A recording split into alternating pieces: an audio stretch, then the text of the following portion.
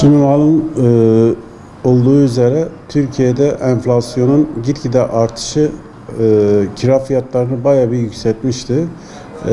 Özellikle geçen yıllara göre %25 konutlarda artışı %25 ile sabitleme bayağı bir ev sahiplerini mağdur etmişti. Bununla birlikte 2024'ün özellikle son 6 ayından itibaren enflasyon oranının kira fiyatlarına yansımasında her ay periyodik olarak düşüş gözlemliyoruz. 69.5'lerden 2025'in Ocak ayı itibariyle 59 oranına gelmesi kiracı açısından sevindiricidir.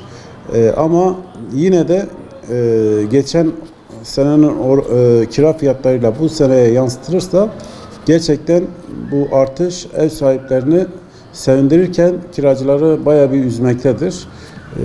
Yani bu oranlar bizim de hoşnut olmadığımız oranlardır. Biz son 15 yıldır, 16 yıldır ortalama kira artış oranlarını %8 ile 12 oranda hep hesaplar, o oranları yazardık. Bugünlerde bu artış oranları kiracılardan çok bizi üzüyor. Çünkü kiracılarla iç içe olan biziz. Kiracıların ne şekilde ödeme yaptıklarını, neler yaptıklarını biz bunlara şahidiz. Özellikle asgari ücrete %30 gibi bir artış, ev fiyatlarına %59 artış gerçekten bizim bile tasvip etmediğimiz, hoşlanmadığımız bir oran. Üzülüyoruz bu noktada.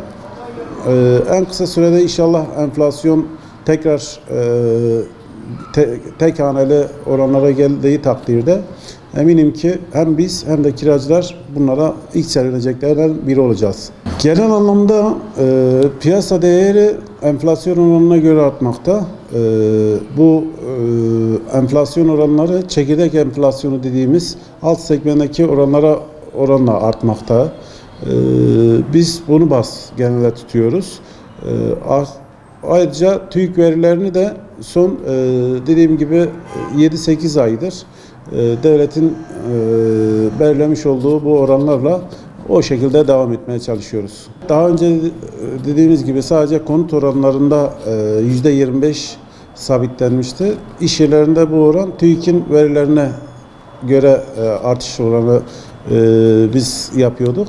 Şu an için bu oran evler için geçerli hem iş yerleri için geçerli. Bir TÜİK'in verdiği bir oranlar var geçerliliği. Bir de sözleşmesi bitip de sözleşme yenilenenler için bu oran maalesef daha farklı olabiliyor. %200'lere, %300'lere kadar çıkabiliyor. Özellikle geçmiş dönemlere ait 5 yıllık, 7 yıllık, 10 yıllık sözleşmeler bu dönemde bitirdiği takdirde bu oran bu dönemdeki TÜİK verileriyle değil de maalesef piyasa değerleri üstünden %200'de %150 oranda da artış gösterebiliyor. İnternet sitelerine biz emlakçılar olarak emlak portföylerine biz portföylerimizde yayınlıyorduk. Emlak portallarına. Bundan işte en büyük payı sahibinden.com gibi bir büyük siteler aldı. Biz bu son zamanlarda diğer kendi şahsi sosyal medya hesaplarımızdan yayınladık. Çünkü diğerler bayağı bir sahibinden.com gibi diğerleri gibi çok aşırı derece tekelleşmiş firmalar bizi bunu fiyatlarını çok artırdığı için sosyal medyaya çevirmiştik. Bunda da herhangi bir bedel ödemiyorduk. Son devletin böyle bir şeyi görünce bu sefer maalesef Türkiye çapında 15.000 tane emlakçımızın sosyal medya hesapları kapandı. Tekrar bizi sahibinden.com gibi firmalara mahkum etti. Şu anda böyle bir ilan tanımlama sistemi getirdi bize. EYT sistemi diye bir sistem. Burada ev sahibinin onayı olmadan kesinlikle herhangi bir ilanı sahibinden.com gibi veyahut da Jet Emlak gibi firmalara kaydedemiyorduk. Bunu devlet hem satılık hem kiralıklar için getirecekti. Son anda sattıkları çıkardı. Sadece emlak doğrulama sistemini kiralar üstünden yaptı. Bugün kiralık konutları, iş yerlerini sosyal medyalara, sosyal platformlara verdiğimiz takdirde ev sahibinin veyahut da mülk sahibinin onayı, e-devlet üstünden onayı olması gerekiyor.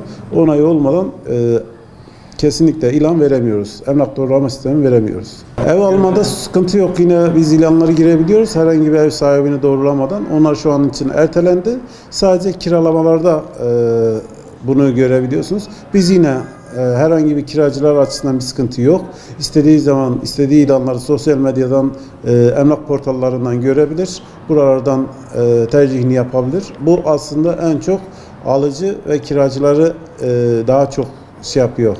Daha güvenilir, daha sistemli alışverişini yapmaya engelliyor. Aksi takdirde bu sistemin sesi her iki tarafın da sağlam bir şekilde burada alışveriş olması, sahte ilanların olmaması açısından büyük bir önem arz ediyor. Çünkü gerçekten bu sahtekarlar buraları bayağı bir mesken tutmuştu. Bir kaporaya bakıp buralardan sahte ilanlar yayınlayıp bir kaporaya dolandırabiliyorlardı insanlar, vatandaşlarımızı. Hiç sahibinden habersiz, herhangi bir bilmeden etmeden ilanlar yayınlanıyordu. Artık bu ortadan kalkmış olacak. Böyle mağdurlar olmayacak.